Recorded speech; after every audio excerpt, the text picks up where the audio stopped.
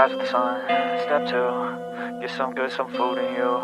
Step 3, think real hard about what you want to be. Step 4, everybody just do your thing. Wake up, today's gonna be a good day. Wake up.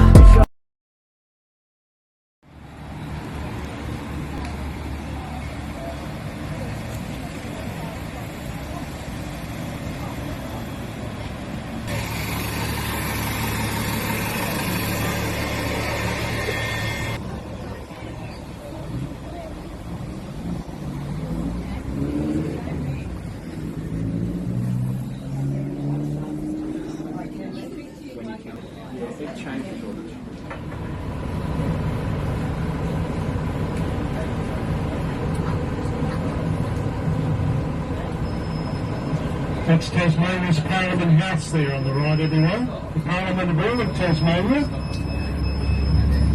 You'll hear about it in a moment. You might not see it through the trees. The beautiful trees around Hobart City. You will see Parliament House, built in the 1830s and designed by government architect John Lee Archer.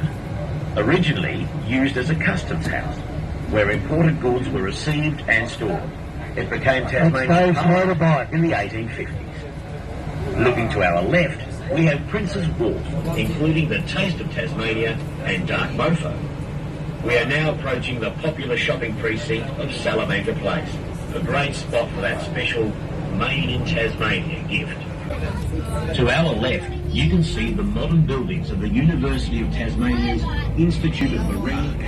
Perched on the small hill is the original Hobart Signal Station, established here in the 1830s. For many years, all of Hobart's early shipping, government, military and penal messages were received and transmitted from this site using the naval system of signal flags by relay from hilltop to hilltop, mast to mast.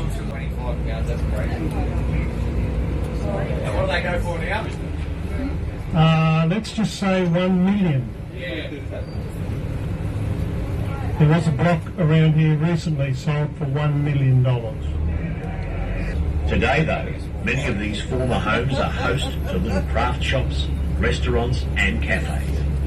Battery Point is also home to Narina, an 1830s Georgian mansion restored to its former splendour, which is open to visitors daily.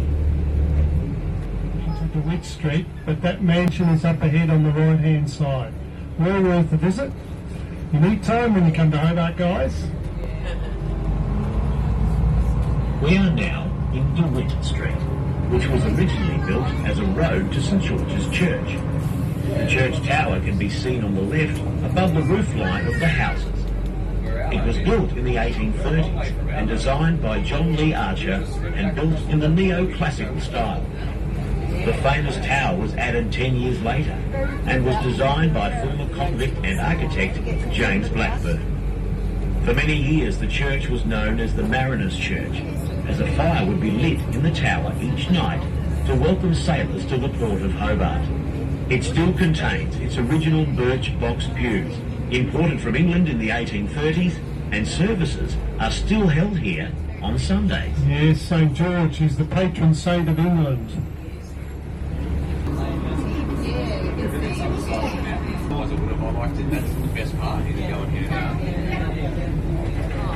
Is Mount Nelson, rising 350 metres in height and offering expansive views of southeastern Tasmania.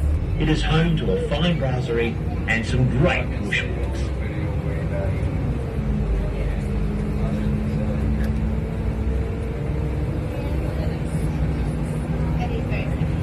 Said to be one of the city's most exclusive suburbs. On both sides of the road are some magnificent old homes tucked away in the beautiful leafy streets. Looking up on the hillside ahead, most of the houses take in some fantastic harbour and city views that we will see in a few moments. There's a lovely leafy street there on the right, Lord Street. Beautiful streets down here in Sandy Bay. And the University of Tasmania.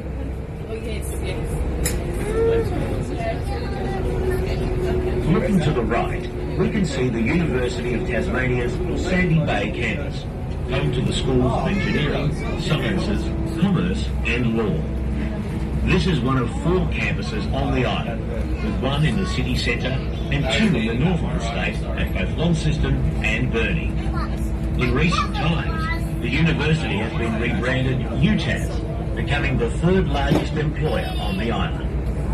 The Sandy Bay campus moved here in the 1950s and was built on the site of an old rifle range. We are now approaching Rest. May Lady Luck be on your side. Lady Luck. From Rest Point, there is a scenic walk following the harbour's edge to beautiful Sandy Bay Beach. First belongs to the Derwent Sailing Squadron, who are host to the Melbourne to Hobart Yacht Race. Next door is the Royal Yacht Club of Tasmania, who co-organised the famous Blue Water Classic, the Sydney to Hobart Yacht Race. Both races finish in the city during the festive season, between Christmas and New Year. And you throw a line in there in the water and you catch a nice flathead there. Hobart's harbour, with a depth of 20 metres, is the 2nd deepest natural harbour in the southern hemisphere, second only to Rio de Janeiro in Brazil. At 239 kilometres in length, it was once claimed that all the navies in the world could fit in the harbour. It flows from the central highlands of Tasmania to the Great Southern Ocean. It is 3.5 times larger than Sydney Harbour, making it a popular port for visiting cruise ships with well over 30 arriving each year. Well, that number has tripled this year, everyone. It's nearly 90 cruise ships. And those on board the cruise ship today, it's great to have you in Hobart. By Dutch explorer Abel Tasman, he named it Van Diemen's Land after the then Dutch governor of Batavia. In the early 1790s, the first Europeans to settle the island were the French. They only stayed 9 months, but in that time they made contact and friends with the first inhabitants of the island, the Tasmanian Aborigines, who had lived here for some 20,000 to 30,000 years before that. It wasn't until 1803 that the British took possession of the island, sending a 21-year-old lieutenant called John Bowen from Sydney town. He established camp at Brisbane Cove, some 6 kilometres north from where we are now. 6 months later, the first governor arrived, David Collins, who decided that the site was unsuitable and moved the settlement to Sullivan's Cove. Convicts were transported to the island from 1803 to 1853, and the island's name was changed to Tasmania in 1856. Today, there are 200,000 people living in the city of Hobart and 500,000 on the island. Hobart is the 2nd driest capital city in Australia, with Adelaide being the driest. Tasmania is 565,000 people. Not very many. Barracks Hill. To our right is the site of Anglesea Barracks, Australia's longest continuously used military barracks. Originally, the soldiers of Hobart were billeted in the town. They had a lovely time, helping themselves to after-work drinks and carousing with the ladies of the town. Then, in 1811, Governor Macquarie arrived in the colony and he considered them to be drunkards and womanizers, so he marched them to the top of the hill where he established Anglesea Barracks.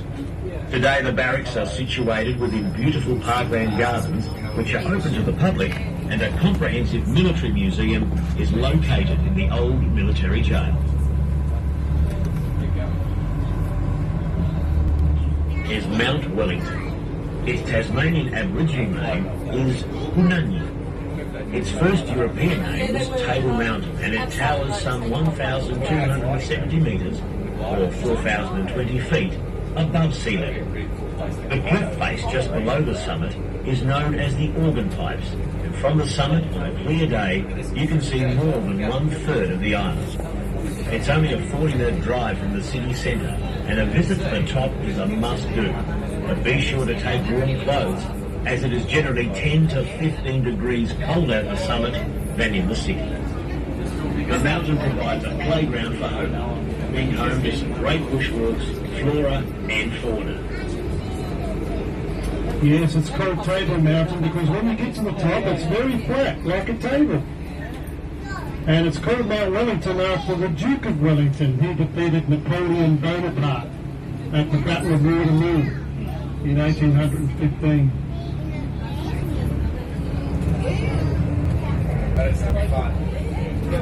Yes, the trams in those days, they not only toppled over, but they used that much electricity. When they went past your house, they dimmed your lights. No, I'm serious, seriously. You'd say, oh, what was that? Oh, the tram just went past. Brewing Cascade Pale Ale once more. Today, the brewery is open for tours and great food is served at the brewery bars. If you plan to visit the Cascade Female Factory or walk the Hobart Rivulet Track, this is a good place to start your journey. See your driver for a walking map of the area.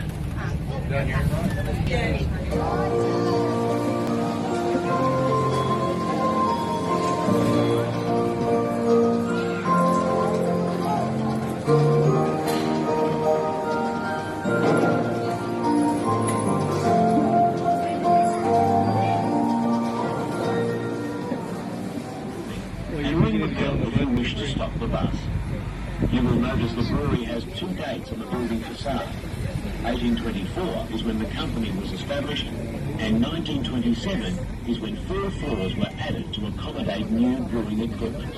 We are now approaching the Cascade Female Factory. And one of the beautiful walking tracks around here up the Cascade Brewery is down there on the left. It goes all the way back to the city. And it goes straight past the female factory. We're just about to go about in a moment. And we walk down through the valley.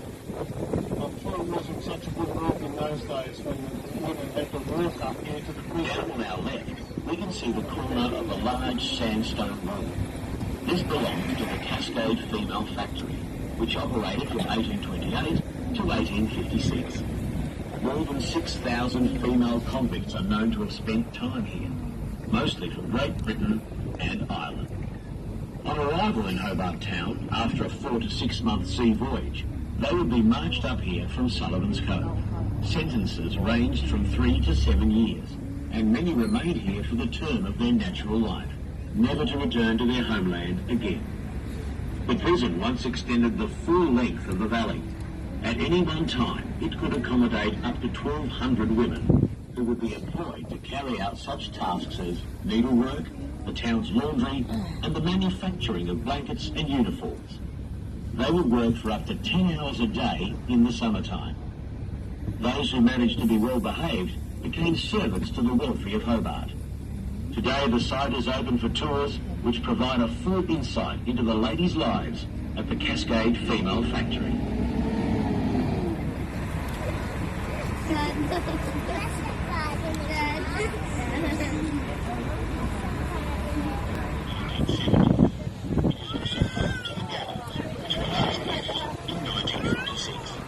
the 1830s until the 1960s, it was the site of the Hobart Jail, which was home to more than 50,000 convicts over the years.